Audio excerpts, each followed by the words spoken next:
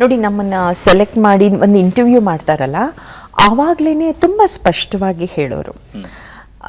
ಇವತ್ತಿಗದು ಸೂಕ್ತ ಅಂತ ಜನ ಅನ್ಕೋತಾರೋ ಬಿಡ್ತಾರೋ ಅದು ನನಗೆ ಗೊತ್ತಿಲ್ಲ. ಬಟ್ ನಮ್ಮನ್ನು ತರಬೇತುಗೊಳಿಸಿದ ಹೇಗೆ ಅಂತಂದರೆ, ಈಗ ಜನ ನಿಮ್ಮನ್ನು ಮುಖವಾಣಿಯಾಗಿ ನೋಡ್ತಿದ್ದಾರೆ.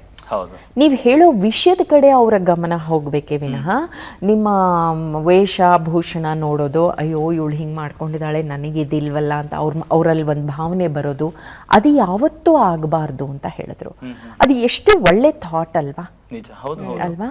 ನನಗೆ ಚೆನ್ನಾಗಿ ಜ್ಞಾಪಕ ಇದೆ. ನನಗೆ ಸ್ವಲ್ಪ ಈ ಥರ ಅಂತ ಇರಬೇಕು, ಟಿಂಗ ಟಿಂಗ ಆ ಥರದ್ದು ಹಾಕಿದಾಗಲೂ ಬೇಡ, ಇದು ವೀಕ್ಷಕರ ಅಟೆನ್ಷನ್ ಡೈವರ್ಟ್ ಮಾಡೋವಂಥದ್ದು. ಸ್ಪೆಷಲಿ ವಾರ್ತಾವಾಚಕರಿಗೆ ನನಗೆ ಚೆನ್ನಾಗಿ ಜ್ಞಾಪಕ ಇದೆ, ಅದನ್ನು ಹೇಳ್ತಿದ್ದು. ಒಮ್ಮೆ ವನಮಾಲ ವಿಶ್ವನಾಥ್ ಅವರು ವಾರ್ತೆ ಓದ್ತಿದ್ದಾಗ ಅವ್ರು ಹೇಳಿದರು, ನಾನು ಒಂದು ಪುಟಾಣಿ ಇದು ಹಾಕ್ಕೊಂಡ್ಬಿಟ್ಟಿದ್ದೀನಿ, ಅದು ಡಿಸ್ಟರ್ಬ್ ಆಗ್ತಾ ಇದೆ ಅಂತ ಹೇಳ್ತಾ ಇದ್ದೆ. ಲೈಟಿಂಗ್ನವ್ರಿಗೆ ಹೇಳ್ತಿದ್ದೆ, ಇದನ್ನೊಂಚೂರು ಅದು ಶೈನ್ ಆಗದೆ ಇರೋ ಹಾಗೆ ಅವಾಯ್ಡ್ ಮಾಡ್ತೀರಾ ಅಂತ. ಅಂದರೆ ಪ್ರೆಸೆಂಟಬಿಲಿಟಿ ಬೇಕು, ಮುಖ್ಯ. ಬಟ್ ಅದುವೇ ಎಲ್ಲವೂ ಅಲ್ಲ, ಕಂಟೆಂಟ್ ಮುಖ್ಯ ಅನ್ನುವ ಒಂದು ದೊಡ್ಡ ಸಂದೇಶವನ್ನು